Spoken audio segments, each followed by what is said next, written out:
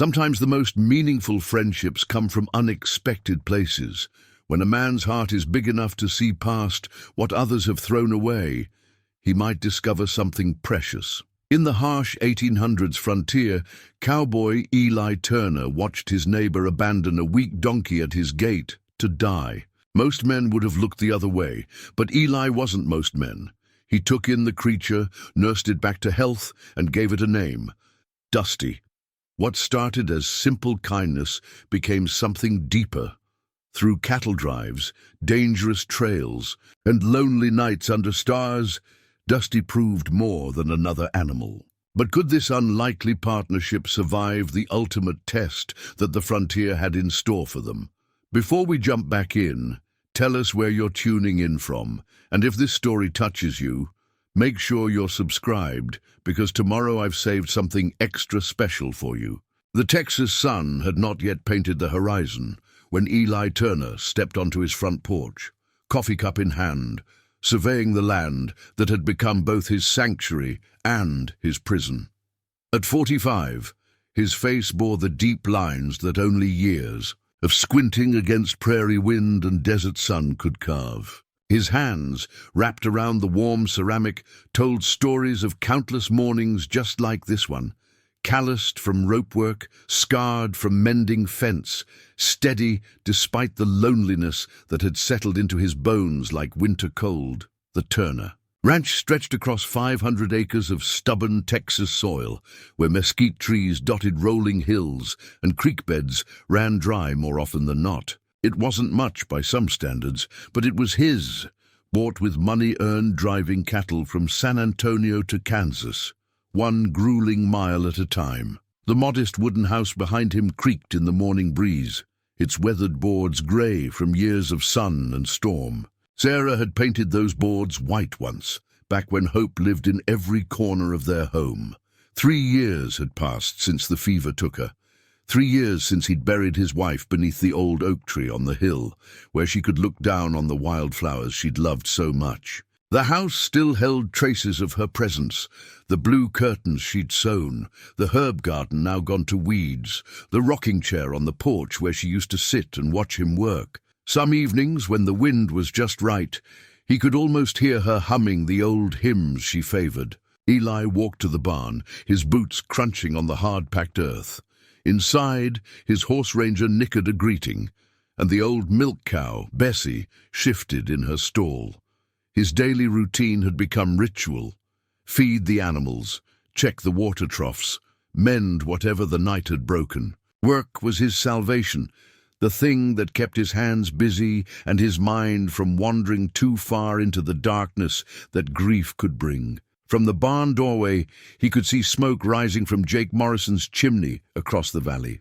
The Morrison spread was larger than Eli's, more profitable too, though Jake had inherited most of his land, while Eli had earned every acre. Jake was a hard man who measured everything in dollars and cents, including the worth of animals. He worked his horses until they were broken, sold his cattle the moment they brought top dollar, and had no patience for anything that didn't turn a profit. The two men had been neighbors for over a decade, but they'd never been friends. Jake saw Eli's kindness toward animals as weakness, the way he'd spend extra money on veterinary care or keep an old horse past its useful years. Soft-hearted fool. Jake had called him more than once, though never quite loud enough to start a real fight. Eli retrieved his father's worn leather journal from its place on the workbench, its pages yellowed with age and use. Samuel Turner had been a different kind of cattleman, one who believed that treating animals with respect brought better results than breaking them with force. The journal contained decades of wisdom about animal husbandry, weather patterns, and the subtle arts of reading livestock behavior. More than that, it held life lessons written in his father's careful hand. A man's character shows clearest in how he treats creatures that can't fight back, read one entry dated 20 years before Eli's birth.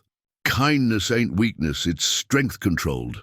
Another passage, marked with a coffee stain from years of reference, stated simply, "Animals know a man's heart before he speaks a word. They can smell fear, sense anger, and feel love. treat them honest, and they'll give you their best. Eli had tried to live by those principles, even when it cost him money or earned him mockery from harder men. His horses worked willingly because they trusted him. His cattle moved easily because they weren't afraid of him. Other ranchers might get faster results with whip and spur, but Eli's animals lived longer, worked better, and somehow seemed to understand that they were partners in the enterprise rather than just tools to be used. The morning sun climbed higher as Eli went about his chores, feeding grain to the horses and checking the fence line where the creek ran between his property and Jake Morrison's. The barbed wire was solid, but he noticed fresh hoofprints in the mud, unshod prints that didn't belong to any of his animals. He was pondering this when he heard voices carrying across the valley wind. Jake Morrison's voice, rough and impatient, mixed with another man's protests. Eli couldn't make out the words, but the tone was clear enough.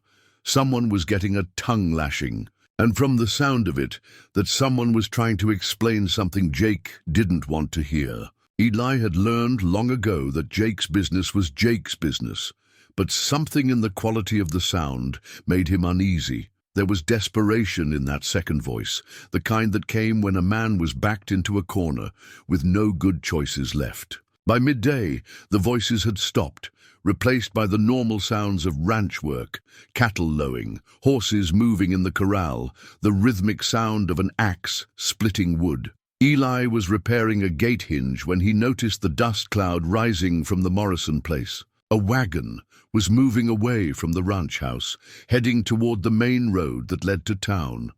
That evening, as Eli sat on his porch watching the sun paint the sky in shades of orange and purple, he opened his father's journal again.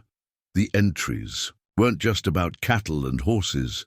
They were about life, lived with purpose, about finding meaning in simple work, about the responsibility that came with owning land and caring for the creatures on it. One passage, written during a particularly hard winter, caught his attention. Hardship has a way of showing what a man's truly made of. Some grow bitter, some grow selfish, and some grow wise. The wise ones understand that strength shared multiplies, while strength hoarded diminishes. Eli closed the journal and looked out across his land, where his cattle grazed peacefully in the gathering dusk. Tomorrow would bring the same routine: feed, water, mend, tend. It was a good life, even if it was a lonely one. He had his health, his land, and the satisfaction that came from honest work honestly done. But as he sat there in the growing darkness, listening to the night sounds of the frontier, coyotes calling in the distance, wind rustling through the mesquite, the creak of the old windmill, Eli Turner had no way of knowing that tomorrow would bring a choice that would change everything. Sometimes a man's character is tested not by the big decisions, but by the small ones. The choice to help or ignore, to show mercy or turn away, to see value where others see worthlessness. Tomorrow would bring such a test, and it would come with forelegs, long ears, and eyes that had known too much hardship already. Dawn was breaking gray and cold when Eli stepped out to begin his morning routine, but something was wrong. Where the gate to his corral should have stood open and welcoming, a dark shape huddled against the wooden posts. As he approached, the shape resolved into something that made his stomach tighten with anger and sadness. A donkey, small and pathetically thin, lay pressed against the fence.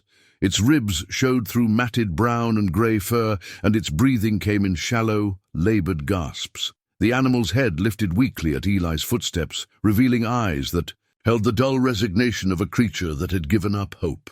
But it was the brand mark on the donkey's hip that truly told the story. Someone had burned a crude M into its hide, not with the careful precision of a proper branding iron, but with something makeshift and brutal. The mark was infected, surrounded by swollen flesh that spoke of recent pain and neglect. "Jesus," Eli whispered, kneeling beside the animal.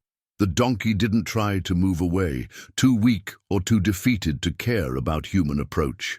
Eli ran gentle hands over its frame, feeling the sharp edges of bones beneath loose skin, the tremor of exhaustion in muscles pushed beyond endurance. A rope halter hung around the donkey's neck, frayed and weathered, its ends still showing where it had been cut. Someone had brought this animal here and abandoned it, cutting it loose like unwanted baggage and leaving it to die. "You poor creature," Eli murmured, his hands already moving to slip the halter free.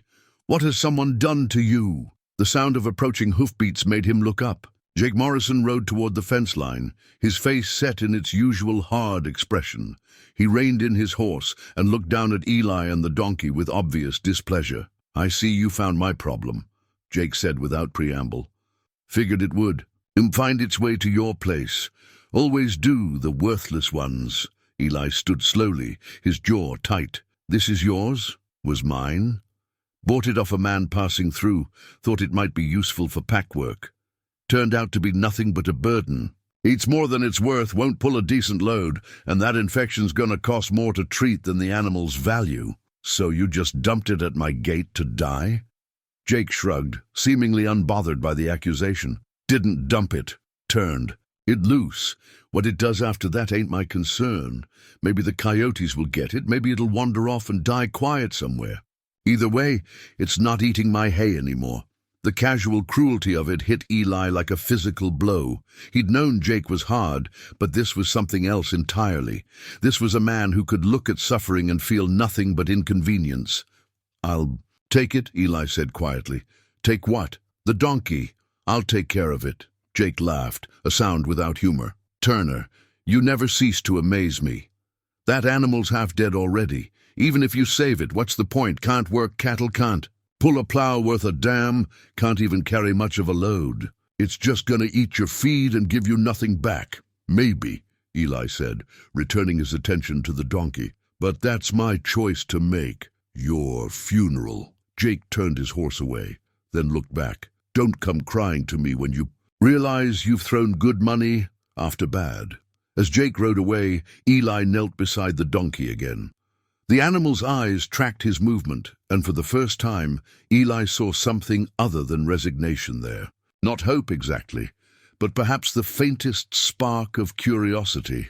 "Well, friend," Eli said softly, "looks like you're my problem now. Question is, are you willing to fight for your life, or have you given up completely?" Getting the donkey to its feet took patience and gentle coaxing. The animal's legs trembled with weakness, but it managed to stand, swaying slightly. Eli fashioned a makeshift lead from a length of soft rope and began the slow journey to his barn, stopping frequently to let the donkey rest. In the barn, he prepared a stall with fresh straw and filled a bucket with clean water.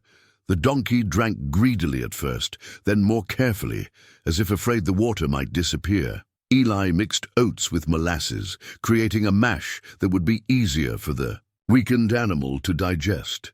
As the donkey ate, Eli examined the infected brand more closely. The M had been burned deep, probably with a poker or piece of iron heated in a fire. The surrounding tissue was hot and swollen, clearly painful. It would need cleaning and treatment, but that could wait until the animal was stronger. "You need a name," Eli said, settling onto a feed bucket to watch his patient eat. "Can't just call you Donkey or It if you're going to be staying here." The animal's coat was a mixture of brown and gray, dusty from travel and neglect. When it lifted its head to look at him, dust motes danced in the shaft of sunlight streaming through the barn door. "Dusty," Eli said, and the donkey's ears pricked forward at the sound. "That work for you, Dusty?" Something in the way the animal's ears moved, the slight tilt of its head, suggested approval. Or maybe Eli was just imagining it, seeing what he wanted to see in a creature too tired to react much to anything. Over the following days, Eli established a routine of care that revolved around his new charge. Every morning, he brought fresh water and feed, talking quietly while Dusty ate. The donkey's appetite improved steadily, and with it, a subtle change began to occur. The dull resignation in its eyes gave way to alert interest. Its head came up when Eli entered the barn, ears forward with what looked like recognition. The infected brand required daily cleaning with warm salt water. Dusty stood patiently for these treatments, as if understanding that the pain was necessary for healing. Slowly the swelling went down, the heat dissipated, and healthy tissue began to form over the cruel mark. By the end of the first week, Dusty was strong enough to venture into the corral for short periods. The donkey moved carefully at first, as if testing whether this good fortune was real or just another temporary kindness before abandonment. But Eli was always there, bringing food and water, checking the healing wound, speaking in the same calm, reassuring voice.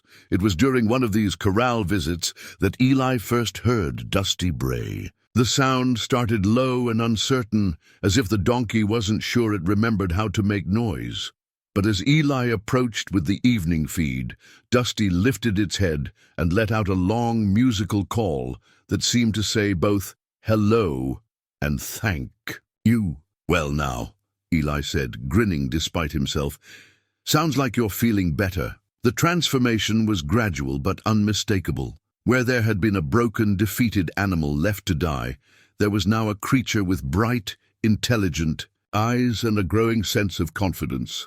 Dusty began to follow Eli around the corral, not begging for food, but simply seeming to enjoy the companionship. One evening, as Eli sat on a fence rail watching Dusty graze in the corral, he reflected on the past week. He'd spent more on veterinary, supplies and good feed than many men made in a month, all for an animal that Jake Morrison had written off as worthless. By any practical measure, it was foolish. The donkey would never be a good cattle horse, would never pull a heavy load, would never earn back the money invested in its care. But as Dusty looked up from grazing and walked over to stand beside the fence, close enough that Eli could reach out and scratch behind its ears, he realized that worth wasn't always measured in dollars. Sometimes it was measured in the simple satisfaction of seeing life return to eyes that had held only despair.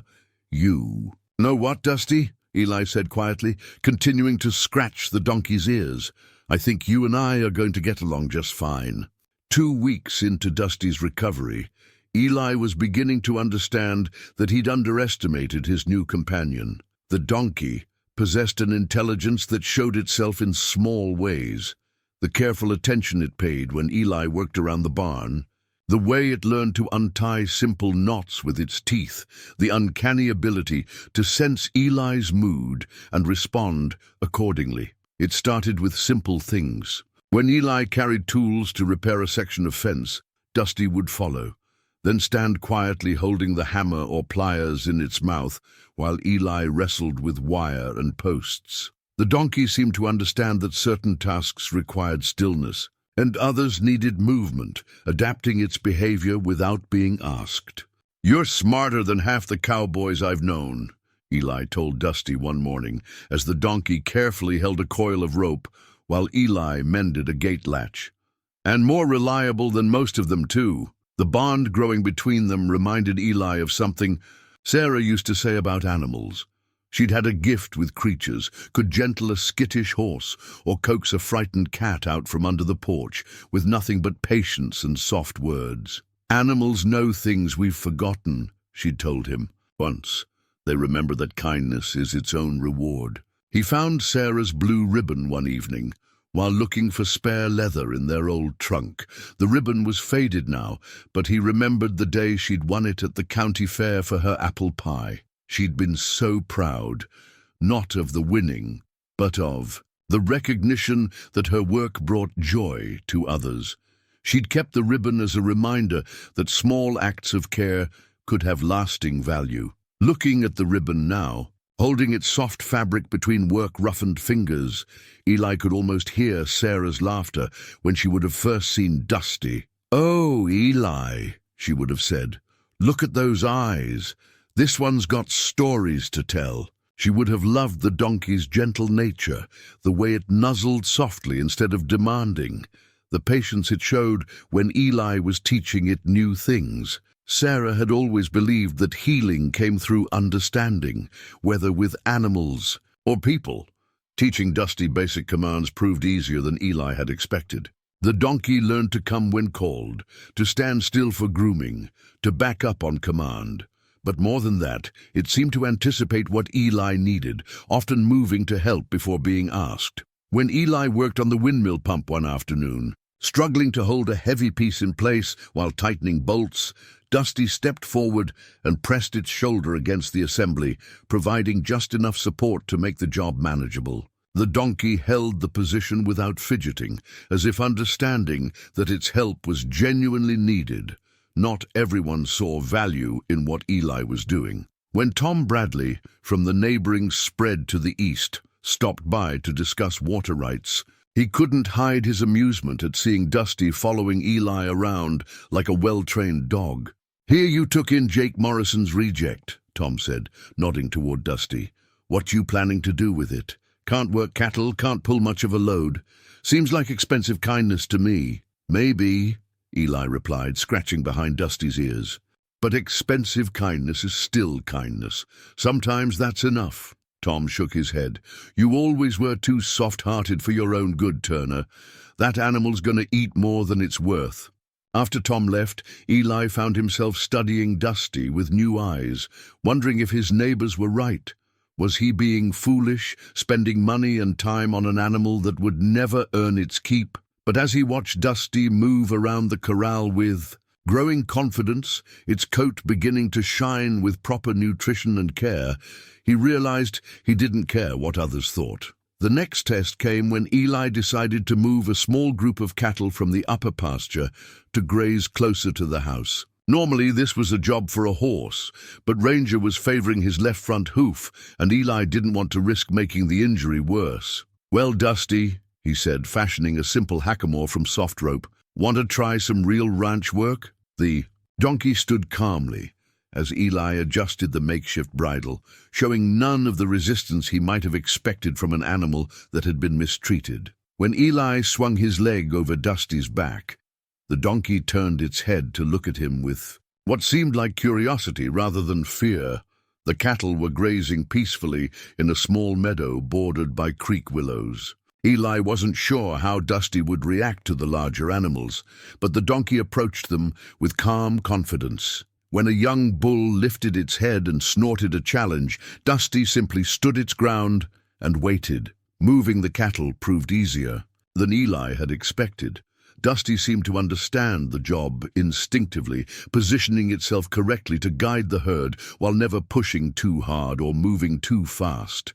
The donkey's calm presence actually seemed to settle the cattle, making them easier to manage than they often were with a horse. By the time they had the cattle settled in the lower pasture, Eli was grinning with pride. Dusty had not only proven useful, but had shown a natural aptitude for the work.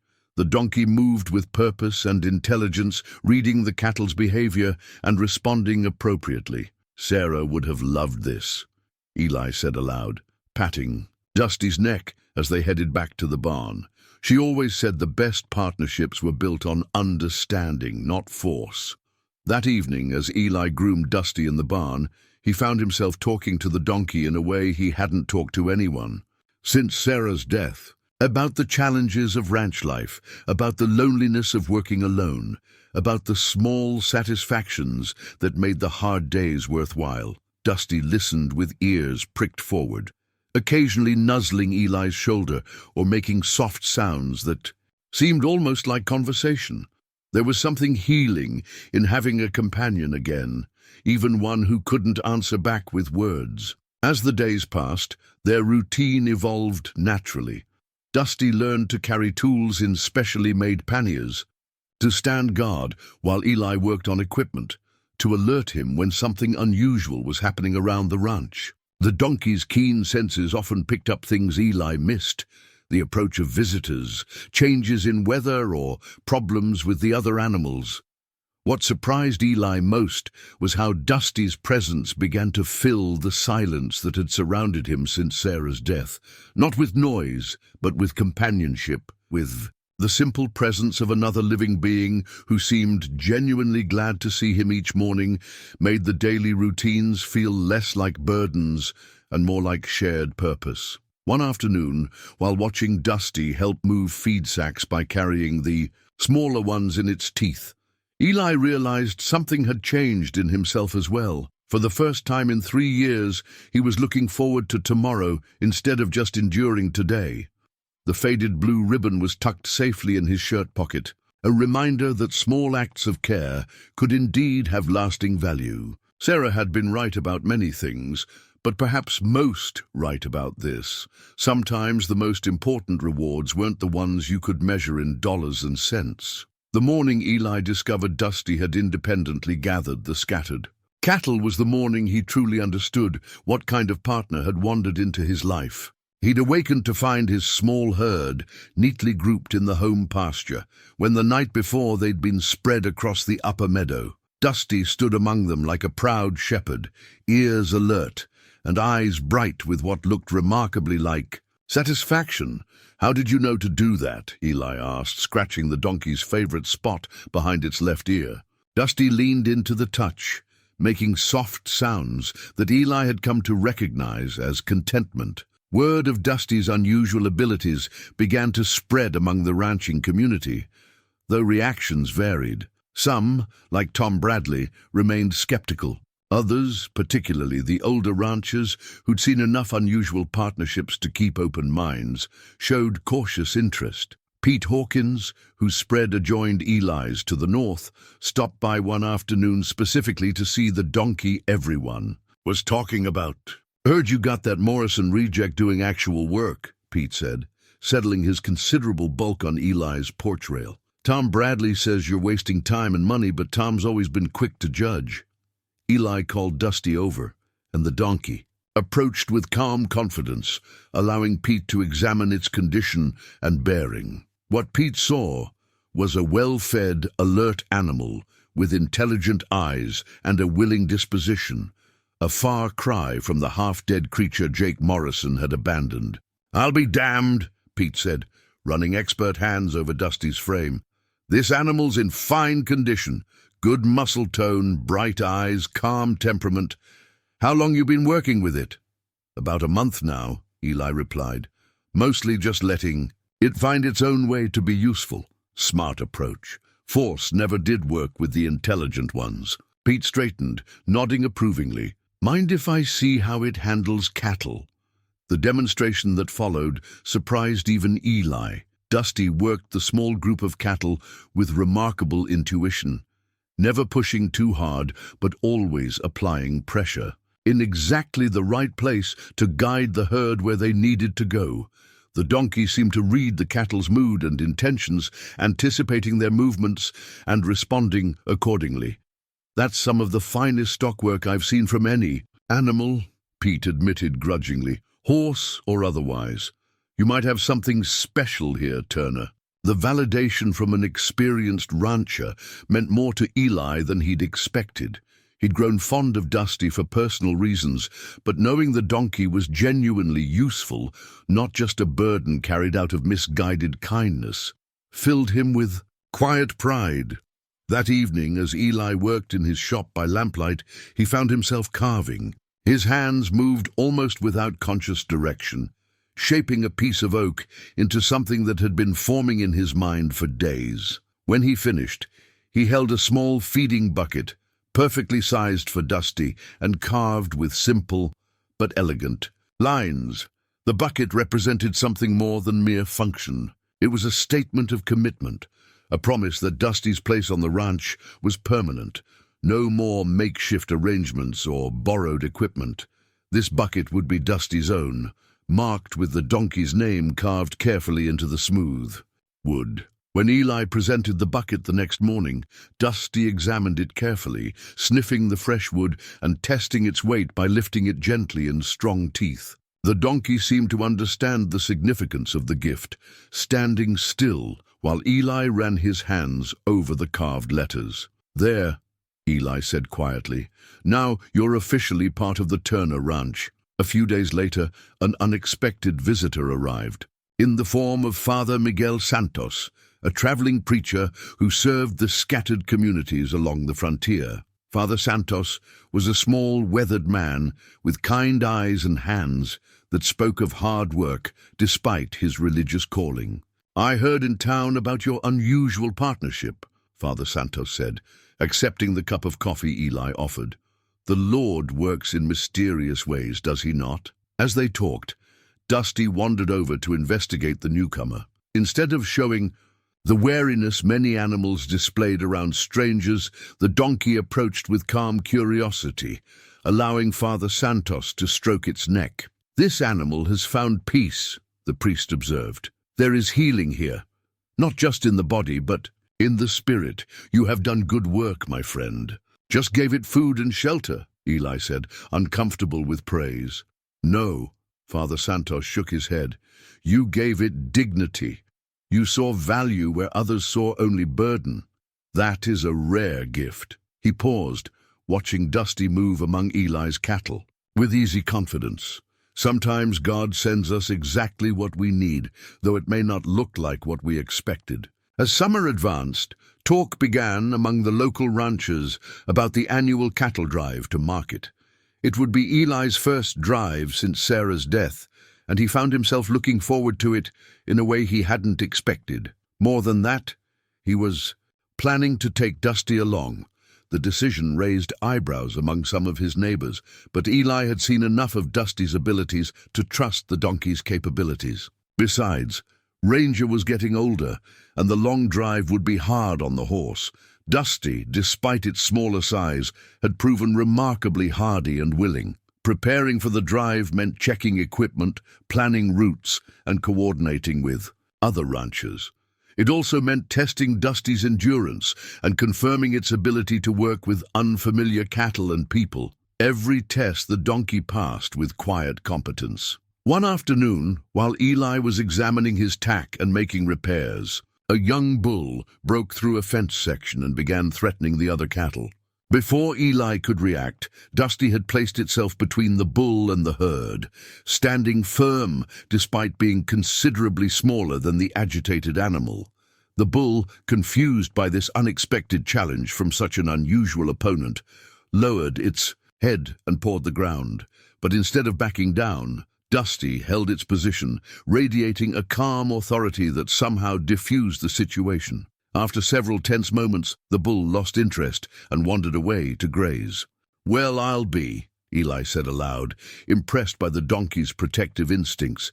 "You're full of surprises, aren't you?" That evening, as Eli groomed Dusty and checked the healing progress of the old brand mark, he reflected on how much had changed in just a few months. What had started as an act of simple mercy had evolved into something he hadn't expected, a true partnership. The donkey had not only recovered its health, but had revealed abilities that made it genuinely valuable to ranch operations. More than that, Dusty had brought something back to Eli's life that he'd thought was lost forever, a sense of companionship and shared purpose. As he worked, Dusty stood patiently, occasionally turning its head to watch Eli's hands or to nuzzle his shoulder affectionately. The simple interaction filled something in Eli that had been empty since Sarah's death. Tomorrow they would begin final preparations for the cattle drive. It would be a test of everything they'd learned about working together, but Eli felt ready for the challenge. Whatever came, he and Dusty would face it as partners. The hand-carved bucket sat in its place by the barn door, catching the evening light on the carefully carved letters of Dusty's name. It was a small thing, but it represented something larger, the transformation of two broken souls into something stronger together than either could be alone. The cattle drive began before dawn, with 300 head of mixed longhorns and crossbred stock moving north toward the railhead at Dodge City. Eli had joined with 4 other ranchers for the drive, combining their herds for safety and efficiency. The other men, Pete Hawkins, Jim Crawford, young Bobby Martinez, and grizzled veteran Frank Cooper, had all expressed varying degrees of skepticism about bringing a donkey on such a demanding journey. "I hope that donkey of yours can keep up," Frank Cooper said, as they positioned themselves around the herd. Frank had been driving cattle for 30 years and had strong opinions about proper equipment. "This ain't a Sunday ride in the park." Eli touched the silver compass in his vest pocket, a habit he'd developed whenever facing uncertainty. The compass had belonged to his father, who'd carried it through his own cattle-driving days and passed it to Eli with simple advice. True north. Never changes, son. When you're lost, that's the direction that'll see you home. Dusty seemed to understand the importance of the day. The donkey moved with calm confidence among the cattle, positioning itself naturally in the herd structure and responding to Eli's signals with practiced ease. As the sun climbed higher and the drive settled into its rhythm, Eli noticed the other cowboys beginning to pay attention to how Dusty worked. The first real test came at Willow Creek, swollen with spring runoff and running fast enough to make the crossing treacherous. The cattle balked at the water's edge, bunching together and refusing to enter the swift current.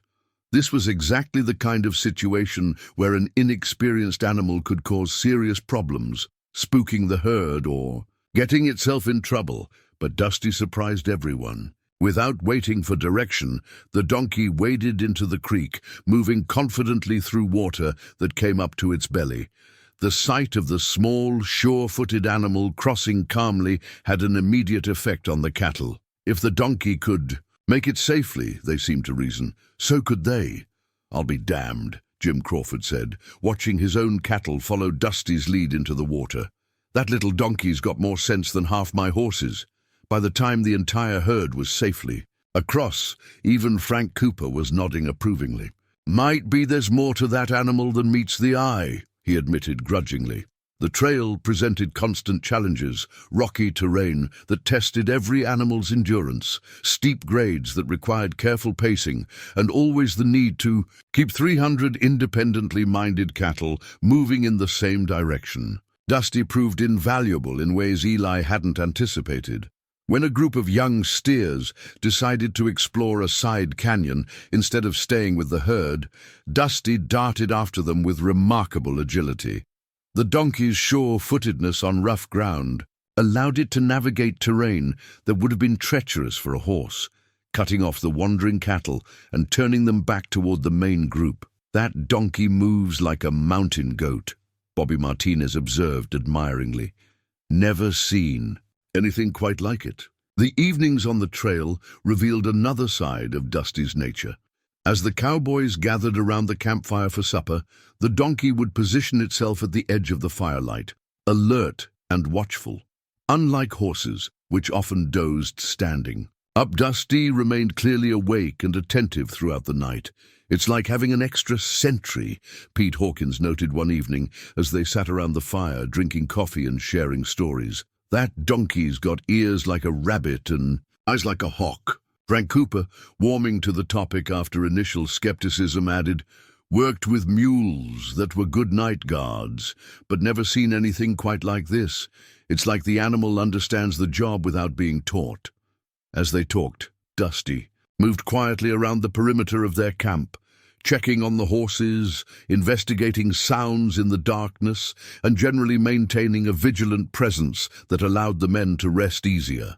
Eli found himself consulting his father's compass less frequently as the days passed, guided instead by his growing trust in Dusty's instincts. The third night out, that trust was put to the ultimate test. Eli was on first watch when Dusty suddenly raised its head, ears pricked forward toward the western darkness. The donkey's body language was tense, but not panicked, the stance of an animal that had detected something requiring attention. "What is it, Dusty?"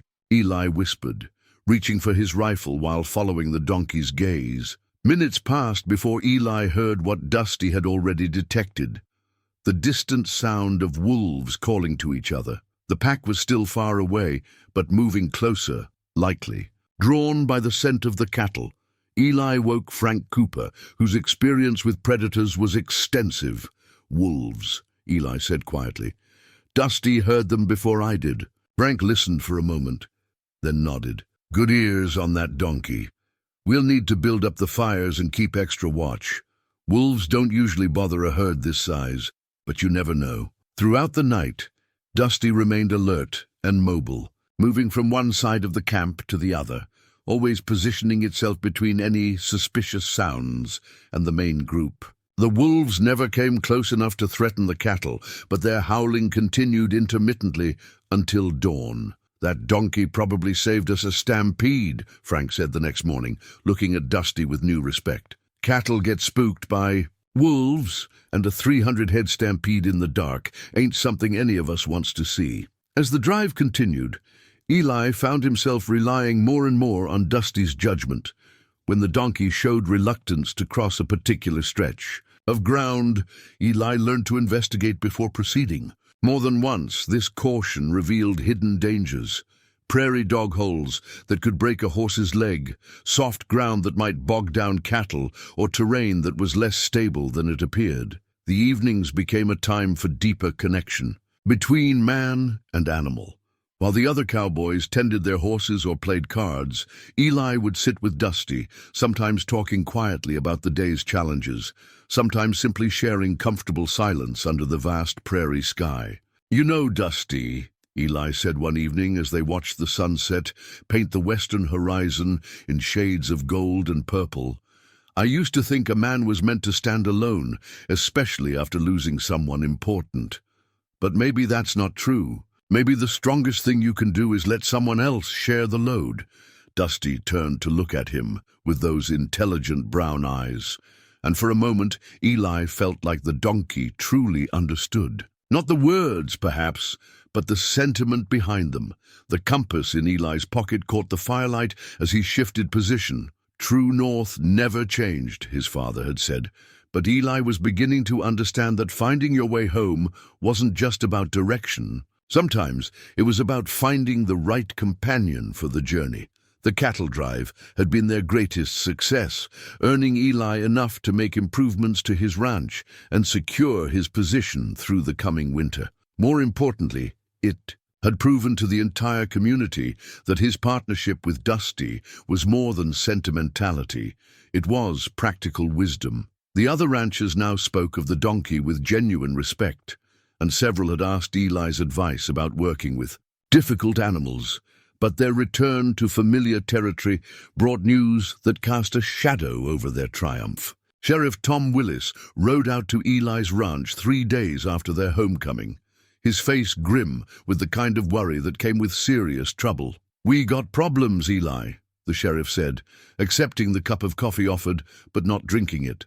"Word's come down from Dodge City about a gang operating in this territory.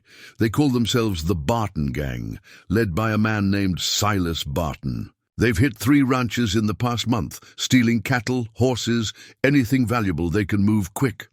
Eli studied the torn wanted poster the sheriff handed him. The paper was weathered from travel and handling, but the faces were clear. Enough.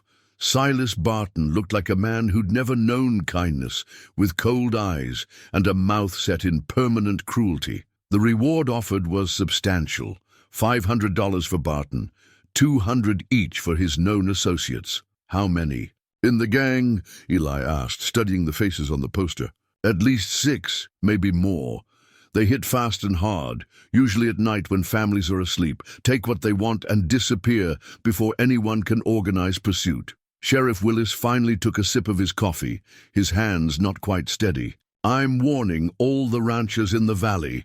They seem to favor isolated spreads, places where they can work without witnesses." As the sheriff spoke, Dusty wandered over from the corral, ears forward with interest.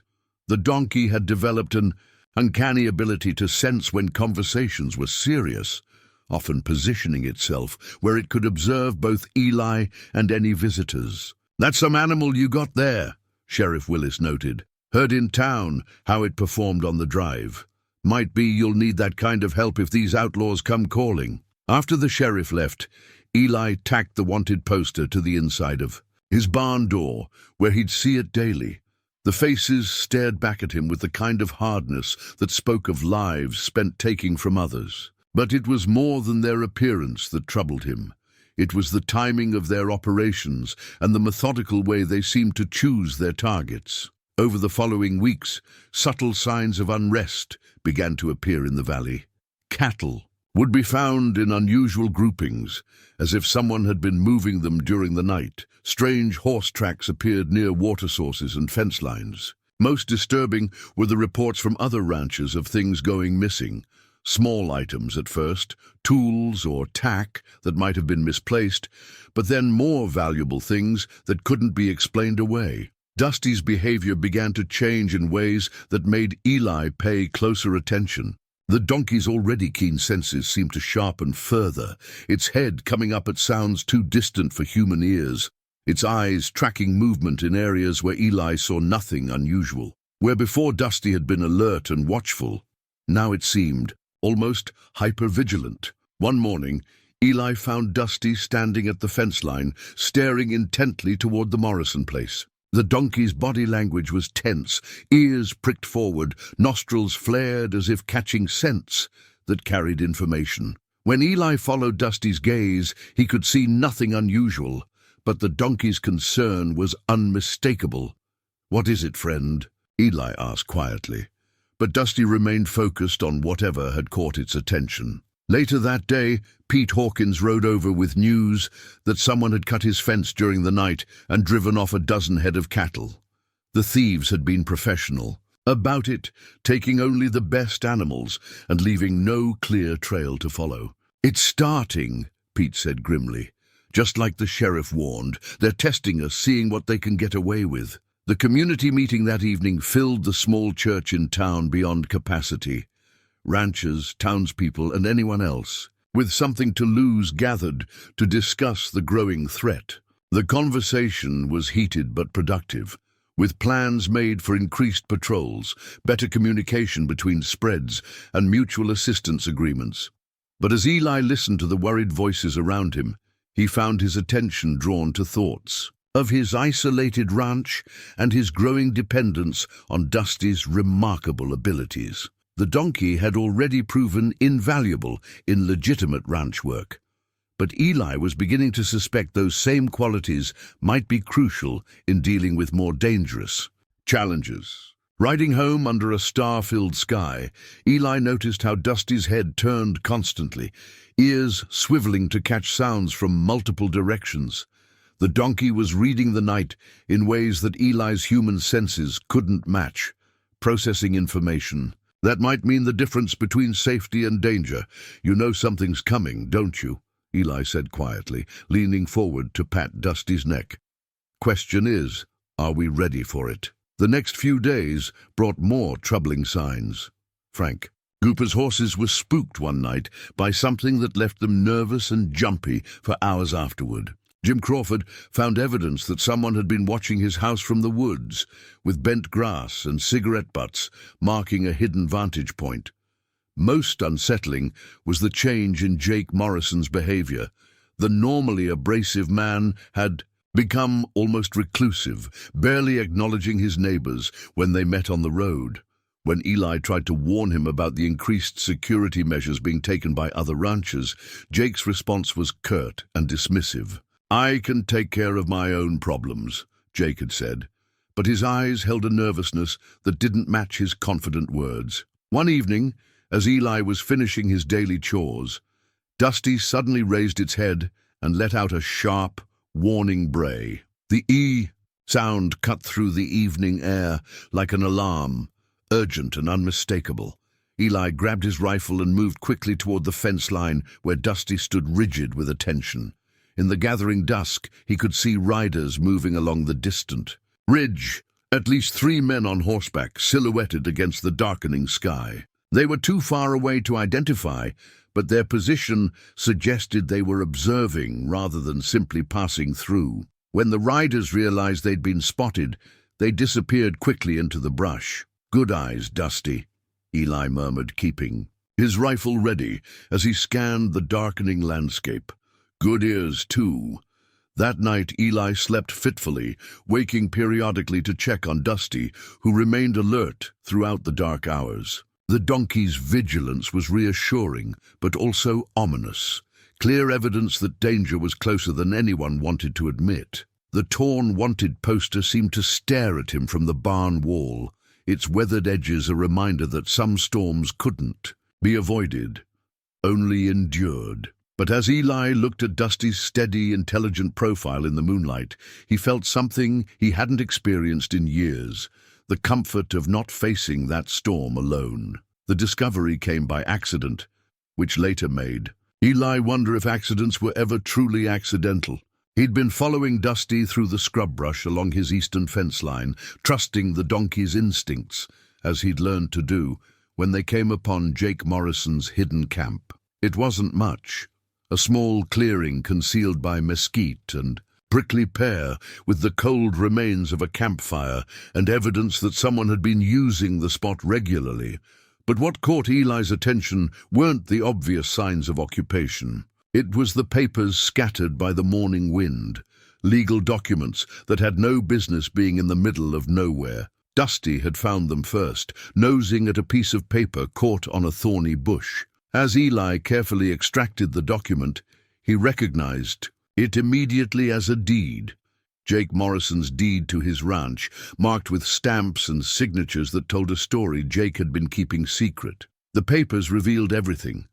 Jake's ranch was mortgaged to the limit, with payments months overdue, to a bank in Kansas City. But more damning were the letters from private creditors, men with names Eli recognized from wanted posters, men who collected debts with violence rather than legal processes. A letter dated just 2 weeks earlier made Eli's blood run cold. "Morrison, you owe us $12,000, and our patience is finished. You deliver as promised, or we'll take payment in blood. The Turner spread looks profitable. Make sure his cattle are marked proper when we arrive. S. Barton." The pieces fell together with horrible clarity. Jake hadn't just abandoned that donkey. At Eli's gate, he'd been planning something much worse all along. The rustling, the mysterious riders, the careful observation of ranch operations.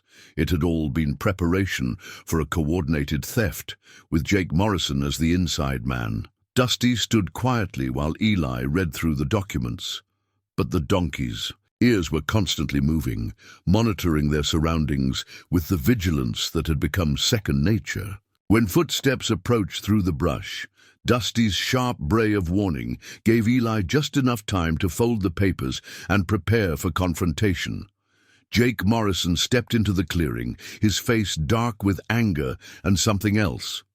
Fear. He was armed, his hand resting on his pistol grip, but his eyes kept darting around as if expecting other threats. "You got no business here, Turner," Jake said, his voice tight with strain. "This is my land." "Is it?" Eli replied calmly, holding up the deed papers. "According to these documents, you don't own much of anything anymore. Question is, what were you planning to do about it?" Jake's face went pale, then flushed with desperate anger. "You don't understand the situation I'm in. Those men, they'll kill me if I don't deliver what I promised. And what exactly did you promise them, Jake?" The silence stretched between them, broken only by Dusty's soft snorting as the donkey tested the air for sense of danger. Finally, Jake's shoulders sagged in defeat. "Your cattle," he admitted. "Your land." They wanted a rich target. Someone who'd have enough stock to make it worth their while. I told them about your successful drive, about how much money you'd made. Eli felt a cold fury building in his chest, not just at the betrayal, but at the casual way Jake had marked him for destruction. "So you've been their scout, watching my ranch, marking my cattle, reporting my routines." "I didn't have a choice." Jake's voice cracked with desperation. "They would have killed me, taken my land anyway. This way, at least I survive." "What about my survival, Jake? What about my life?" Jake's hand moved closer to his gun, but his eyes showed no real conviction. "I'm sorry, Eli, I truly am, but it's you or me, and I choose me." The confrontation might have escalated to violence, but Dusty suddenly stiffened, head turning toward the eastern approach to the clearing. The donkey's warning came just as the sound of multiple horses reached human ears, riders approaching at a careful pace, trying to move quietly but not quite succeeding. "They're early," Jake whispered, fear replacing anger in his voice. "They weren't supposed to come until tonight." Eli quickly counted the approaching sounds. At least 4 horses, maybe more. Too many to fight in an open confrontation, especially with Jake's uncertain loyalty. But Dusty was already moving, positioning itself between Eli and the most likely approach route, ears laid back in a way Eli had never seen before. "Call them off, Jake," Eli said quietly, his rifle ready, but not yet raised. "This doesn't have to end in blood." "I can't," Jake replied miserably. "They don't listen to me. I'm just the bait they used to set the trap." The first rider emerged from the brush, and Eli immediately recognized Silas Barton from the wanted poster. The outlaw leader was exactly what Eli had expected, cold-eyed, heavily armed, and carrying himself with the casual cruelty of a man who took what he wanted without conscience. "Well, well," Barton said, surveying the scene with satisfaction. "Looks like our friend Morrison delivered exactly what he promised. Turner, you're going to make this very easy for us." Two more riders appeared, flanking Barton with practiced efficiency. All were armed with rifles and pistols, clearly experienced in violence, but what troubled Eli most was their confidence. They acted like men who had never failed in their criminal enterprises. "Your cattle are already marked," Barton continued conversationally. "Morrison's been busy these past weeks, making sure we know exactly which animals belong to you. We'll be taking them tonight, along with your horses and anything else of value. The question is whether you'll be alive to see us leave." Dusty's soft growl was so unexpected that even Barton's horse shied slightly. The donkey had never made such a sound before, but there was no mistaking the protective threat in it. Despite being vastly outgunned and outnumbered, Dusty was preparing to fight. "That's an interesting animal you got there," Barton observed with amusement. "Might be worth something broken to saddle. We'll add it to our take." The casual mention of breaking Dusty triggered something in Eli that years of careful self-control couldn't contain. This wasn't just about theft anymore. It was about everything that mattered to him, everything he'd built and protected and learned to love again. "The donkey's not for sale," Eli said quietly, but his voice carried a finality that made even Barton pay closer attention. "Everything's for sale, Turner. Question is whether the price gets paid in money or blood."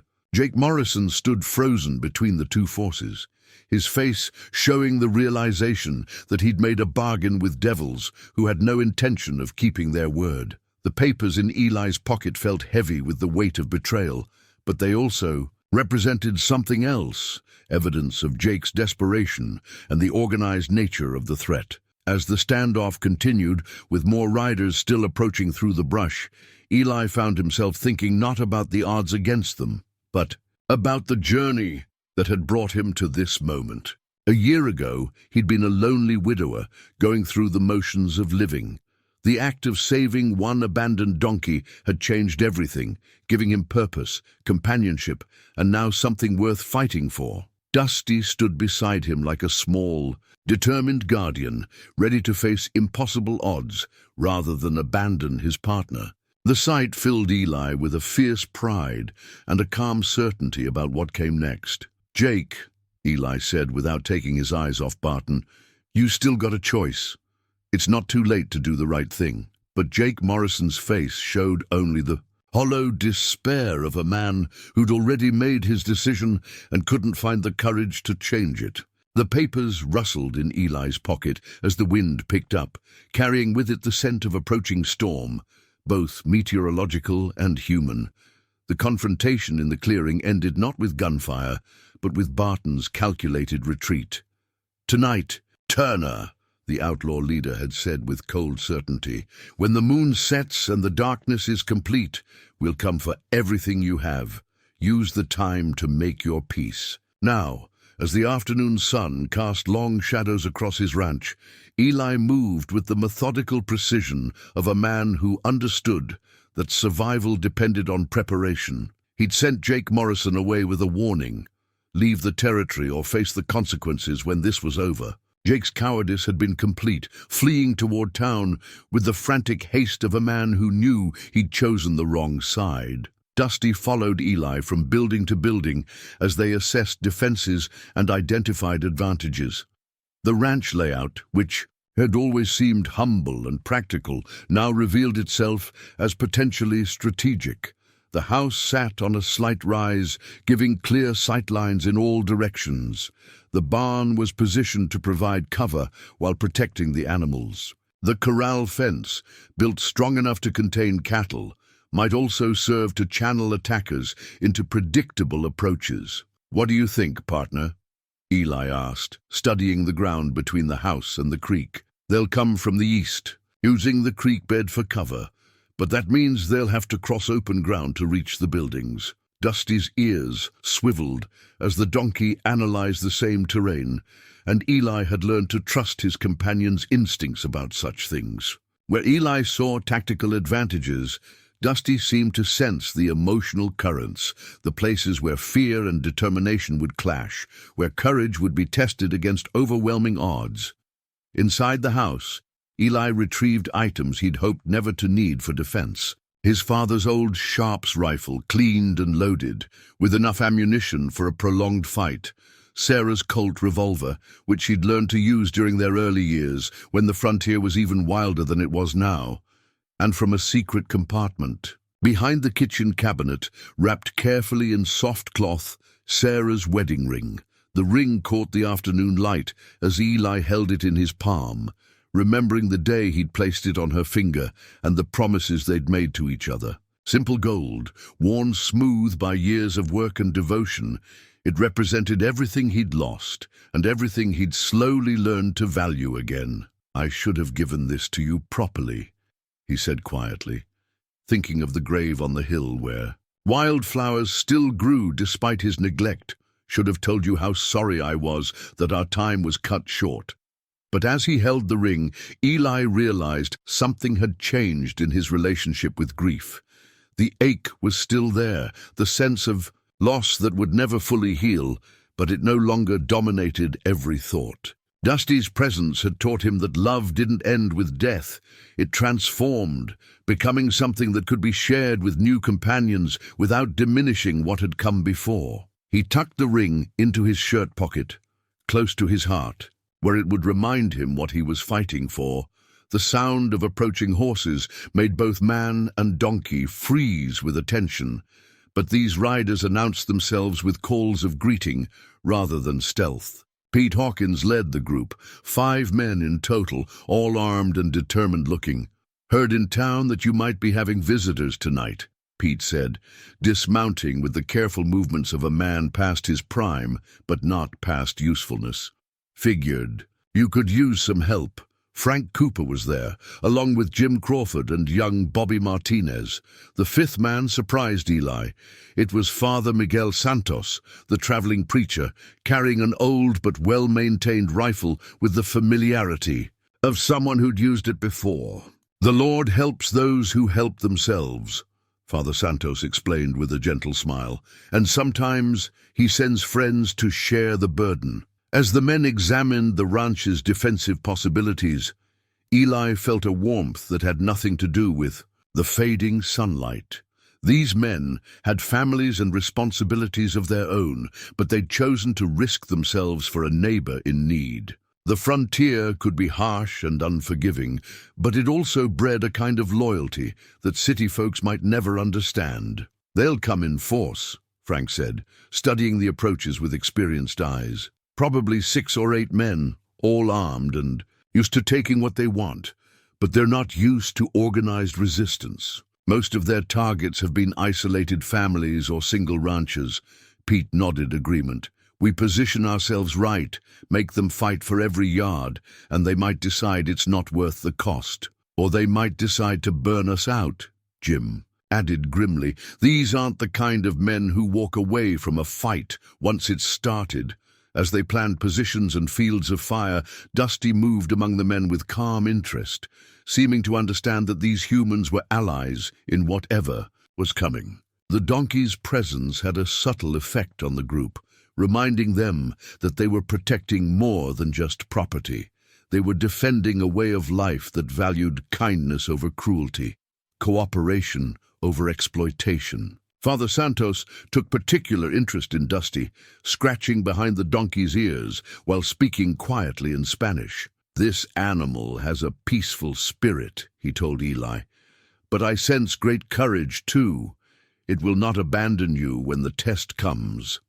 As evening approached, the men took their positions. Pete and Frank would cover the eastern approaches from the barn. Jim and Bobby would position themselves near the corral, with good sight lines to the north and south. Father Santos, despite his religious calling, proved to have extensive military experience and took the position with the best overall view of the ranch. Eli and Dusty would remain mobile, responding to threats as they developed and coordinating. The defense. It wasn't perfect, but it gave them a fighting chance against superior numbers. The last preparations were made in gathering darkness. Lanterns were extinguished, weapons checked one final time, and positions confirmed. But as the moon began its arc across the star-filled sky, Eli found himself standing in the corral with Dusty, sharing a moment of quiet before the storm. "You know what's coming, don't you?" Eli said, running his hands over Dusty's neck and shoulders, feeling the strength that had developed during their months together. "Nobody would blame you if you wanted to be somewhere else when it starts." Dusty's response was to step closer, pressing against Eli's side with the solid warmth of absolute loyalty. Whatever came, they would face it together. "I need you to understand something," Eli continued, his voice thick with emotion. "When Jake Morrison dumped you at my gate, I thought I was saving your life, but it turns out you were saving mine. You gave me a reason to care about tomorrow again, to believe that good things were still possible." The donkey's dark eyes reflected starlight as it watched Eli's face, and once again the man felt that uncanny sense of being truly understood by his four-legged companion. "If we don't make it through tonight," Eli said, placing both hands on Dusty's face, "I want you to know that these months have been the best I've had since Sarah died. You brought something back to life in me that I thought was gone forever." A soft sound from the eastern darkness made both man and donkey turn their attention toward the approaching threat. It was beginning. Pete's voice came soft but clear across the ranch yard. "Riders coming. At least 6, maybe more. They're trying to move quiet, but they're not as good at it as they think." Eli checked his weapons one final time, making sure everything was ready. The Sharps rifle was loaded and additional. Ammunition was within easy reach. Sarah's Colt sat comfortable in its holster, cleaned and loaded, as she'd taught him years ago. Most importantly, his father's silver compass was secure in his pocket, ready to guide him through whatever darkness lay ahead. "You ready, Dusty?" he whispered to his companion. The donkey's soft snort and forward-pricked ears were answer enough. Whatever Silas Barton and his gang had planned, they were about to discover that some things were worth fighting for, and some partnerships were stronger than fear. The wedding ring pressed against Eli's chest with each heartbeat, a reminder of love that endured beyond death and transformed into new forms of devotion. Tonight would test everything he'd learned about loyalty, courage, and the bonds that could form between the most unlikely partners. In the distance, the sound of horses moving through brush grew closer. The final test was about to begin. They came not in the deepest darkness as expected, but in the grey hour before dawn, when shadows played tricks on tired eyes and the mind struggled between sleep and wakefulness. Barton was cleverer than Eli had anticipated, choosing the time when defenders would be least alert, most vulnerable to the confusion that could turn a battle. But Dusty was ready. The modified bell collar around the donkey's neck, a device Eli had crafted during their long evenings together, gave the softest chime as Dusty raised its head toward the eastern approach. Not loud enough to alert the attackers, but clear enough to wake Eli from his doze against the corral post. The collar had been born from necessity and understanding. Eli had noticed how Dusty's exceptional hearing often detected threats long before human senses could register them. But the donkey's natural warnings, braying or snorting, might also alert approaching danger to their awareness. The tiny bells, sewn into a soft leather collar and muffled with cloth, created a communication system that was both subtle and effective. Now, as the first pale light touched the eastern horizon, that system proved its worth. Dusty's slight head movement caused the faintest musical whisper, enough to bring Eli fully alert without betraying their readiness to whoever was approaching through the pre-dawn gloom.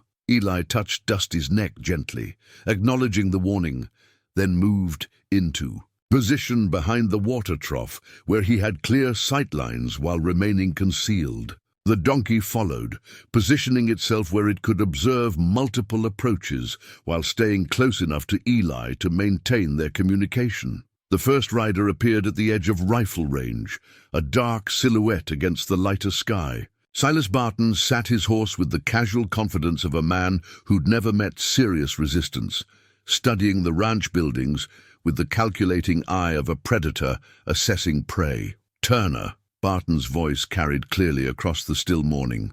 "I know you're awake in there. Might as well come out and make this easy on everyone." Eli remained silent, using the time to count riders as they emerged from concealment. 7 men, all armed, positioned to cover the main approaches to his buildings, but their positioning also revealed something important. They expected to face a single frightened rancher, not an organized defense. "We know you got help in there," Barton continued, his voice taking on a mocking tone. "Old men and a preacher from what we heard in town. They're going to get hurt if this goes hard, Turner. You want that on your conscience?" The psychological warfare was beginning, the attempt to isolate Eli emotionally and make him feel responsible for whatever happened to his friends. But Dusty's steady presence beside him, the warm reality of their partnership, helped Eli maintain his focus on what mattered. Pete Hawkins' voice came from the barn, calm and steady. "Barton, you're trespassing on private property. Turn around and ride out, and nobody has to get hurt." Barton's laughter was genuinely amused. "Old man, you got no idea what you're interfering with. This is business, and Turner owes a debt that's gonna get paid one way or another. The only debt around here is the one Jake Morrison owes for his betrayal," Eli called out, finally speaking, "and you're going to find collecting it harder than you expect." The first shot came without warning, aimed not at the defenders, but at the water trough near Eli's position. The bullet sparked off the metal rim, sending a clear message. They knew where he was and could have killed him if that had been their immediate intent. But Dusty's reaction to the gunshot surprised everyone, including Eli. Instead of bolting or cowering, the donkey moved with swift intelligence toward the barn, using the building's wall for cover while positioning itself where it could observe the attackers' movements. The donkey was thinking tactically, reading the battlefield with an instinct that seemed almost supernatural. "That's some animal you got there, Turner," Barton called out, having observed Dusty's maneuver. "Shame it's gonna die with the rest of you." The second phase of the attack began with coordinated movement. 3 riders started a flanking maneuver around the south side of the ranch, while 2 others dismounted and began working their way forward on foot, using fence posts and scattered equipment for cover. But Dusty was tracking all of their movements, the bell collar giving soft warnings that allowed Eli to relay positions to his friends without exposing himself or shouting over the distances involved. A gentle touch to the collar, and Eli could indicate direction and urgency to the donkey, who would then position itself to give the clearest view of developing threats. Frank Cooper's rifle spoke from the barn, dropping one of the flanking riders from his saddle. The man didn't get up, and his horse bolted toward the creek with empty stirrups flapping. "That's for thinking we're easy targets," Frank called out.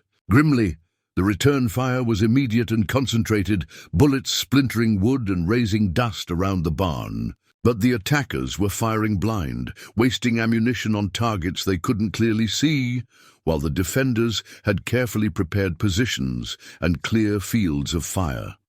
Dusty's next warning came as the donkey moved to the corner of the corral, ears focused toward the western approach. The bell collar chimed softly, indicating movement where none of the defenders had expected it. 2 more riders were trying to circle around completely, planning to attack from behind.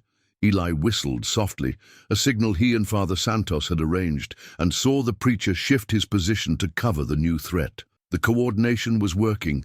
The defense holding, but Eli knew this was just the beginning. Barton was testing their resolve and capabilities, probing for weaknesses while keeping his best men in reserve. The real assault would come when he thought he understood what he was facing. What Barton didn't understand was that he wasn't just fighting 6 men and their weapons. He was fighting a partnership that had been forged through months of trust, communication, and mutual dependence. Dusty wasn't just an animal seeking shelter. It was an intelligent ally who understood the stakes and was willing to face them. As gunfire erupted in earnest and the morning light grew stronger, man and donkey moved together with practiced precision, each anticipating the other's needs and responding accordingly. The modified bell collar sang its soft warnings, guiding them through the chaos toward whatever resolution lay ahead. The battle's turning point came when Jake Morrison returned. Eli saw him first, a lone rider approaching from the north, silhouetted against the rising sun. For a moment, hope flickered that Jake had found his courage and come to help his neighbors against the criminals he'd helped create. But the way he rode, hunched and desperate, suggested something different entirely. Dusty's bell collar chimed. Urgent warning as the donkey detected what Eli's eyes couldn't yet see. Jake wasn't alone. He was being driven toward the ranch by 2 more of Barton's men, positioned to cut off any escape route. The trap was closing from multiple directions simultaneously. "Turner!" Jake's voice cracked with desperation as he entered rifle range. "I tried to leave like you said, but they caught me on the road. They're gonna kill me if you don't surrender." Barton's voice followed, filled with cruel satisfaction. "That's right, Turner. Your neighbor's life is in your hands now. Come out with your hands up, and maybe we'll make this quick for everyone." From his position behind the water trough, Eli could see Jake's face clearly now. The man was terrified. But there was something else in his expression, a calculating look that suggested this might be another layer of deception. Jake Morrison had proven himself untrustworthy once already. Dusty seemed to sense Eli's uncertainty about Jake's true intentions. The donkey moved restlessly, ears swiveling between Jake's position and the other attackers, as if trying to process multiple sources of danger simultaneously. The sound of splintering wood came from the barn as Barton's men intensified their assault on the defenders' positions. Pete Hawkins called out that he was running low on ammunition, and Jim Crawford's rifle had fallen silent after taking a bullet crease across his shoulder. It was then that Jake Morrison made his final choice. Instead of dismounting and seeking cover as a genuine captive might, Jake suddenly spurred his horse directly toward Eli's position, drawing his pistol as he rode. The deception was complete. He wasn't a prisoner, but a willing participant, using the ruse to get close enough for a killing shot. But Jake had forgotten about Dusty. The donkey reacted with explosive speed, placing itself directly between Jake's, charging horse and Eli's position. The collision was tremendous. Jake's horse reared and stumbled as it struck the much smaller animal, throwing its rider from the saddle and sending him tumbling across the hard-packed earth. Dusty rolled with the impact, regaining its feet with remarkable agility despite the violent collision. Jake Morrison lay motionless where he'd fallen, his neck bent at an unnatural angle. The betrayal was over. "Dusty!" Eli called out, but the donkey was already moving, positioning itself for the next threat, despite the obvious pain from its collision. With the horse, Barton's rage at seeing his inside man eliminated was immediate and vicious. "Kill them all!" he shouted to his remaining men. "No prisoners, no mercy!" The final assault came with desperate fury. The surviving outlaws abandoned careful tactics for a frontal charge, hoping to overwhelm the defenders through sheer violence. But their anger made them careless, and careful preparation began to tell. Frank Cooper's rifle brought down another rider as he tried to reach the barn. Father Santos, proving his military experience wasn't just legend, placed precise shots that forced the attackers to seek cover rather than maintain their charge. But it was Dusty who turned the tide decisively, as Silas Barton himself spurred. his horse toward Eli's position, confident that his superior firepower and position would carry the day. The donkey did something completely unexpected. Instead of seeking safety, Dusty charged directly toward Barton's horse, braying with a sound that was part war cry and part territorial challenge. The effect was immediate and dramatic. Barton's horse, already nervous from gunfire and the smell of blood, panicked completely when confronted by this small, determined adversary. The horse reared, threw its rider, and bolted toward the creek in blind terror. Barton hit the ground hard, but rolled to his feet, drawing both pistols and looking for targets. But he was now on foot, alone, and surrounded by entrenched defenders who had clear shots at his position. "It's over, Barton," Eli called out, his Sharps rifle centered on the outlaw leader's chest. "Your men are dead or running. Drop your weapons." For a moment, Barton's cold eyes showed the calculation of a man weighing his chances of fighting free. But as he looked around at the faces of the men he'd tried to rob and terrorize, he saw something that made his decision for him. These weren't frightened victims anymore. They were neighbors who had stood together against a common threat and discovered their own strength in the process. The broken spurs from one of the fallen outlaws caught the morning sunlight as Barton slowly placed his weapons on the ground. The ornate silver was scratched and dented, symbols of a life spent taking from others, now reduced to worthless metal in the dust. "You win this round, Turner," Barton said, but his voice held no trace of surrender, only the promise of future violence. "But you can't watch your back forever." "Maybe not," Eli replied, keeping his rifle steady, "but I won't be watching it alone." As Sheriff Willis and his deputies arrived to collect the survivors and begin the long process of justice, Eli knelt beside Dusty to examine the donkey's injuries from the collision with Jake's horse. Nothing appeared to be broken, but there would be soreness and bruising that would take time to heal. "You saved my life," Eli said quietly, running gentle hands over Dusty's neck and shoulders. Again, Dusty's response was to lean against Eli's side, sharing warmth and comfort after the violence of the morning. The bell collar chimed softly with the movement, its gentle music a reminder of the communication and trust that had carried them through their darkest hour. The sun was fully risen now, painting the ranch in warm colors that seemed to promise better days ahead. The immediate danger was over, but Eli knew the real victory wasn't in defeating Silas Barton's gang. It was in discovering that kindness, when backed by courage and supported by friendship, could indeed overcome the worst that life had to offer. Titty, broken spurs in the dust would rust and be forgotten, but the bond between man and donkey had been tested in fire and proven unbreakable. 3 months after the morning that changed everything, Eli Turner stood on his front porch with his coffee cup, watching Dusty move among the cattle with the easy confidence of an animal that had found its true calling. The donkey's injuries from the confrontation had healed completely, leaving only the faintest scars to mark the day they'd faced down Silas Barton's gang together. The community's response to their victory had been overwhelming. Neighbors who'd once questioned Eli's wisdom in keeping a worthless donkey now spoke of Dusty with genuine admiration. The story had spread beyond their valley, becoming one of those frontier legends that would be told around campfires for generations. The tale of a man and his donkey who proved that courage came in all sizes. But for Eli, the real transformation wasn't in how others saw them. It was in how he saw himself.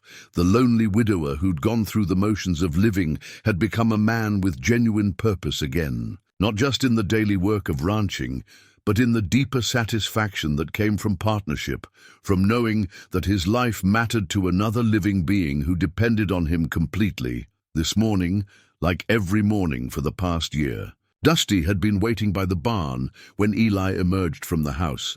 The donkey's routine never varied.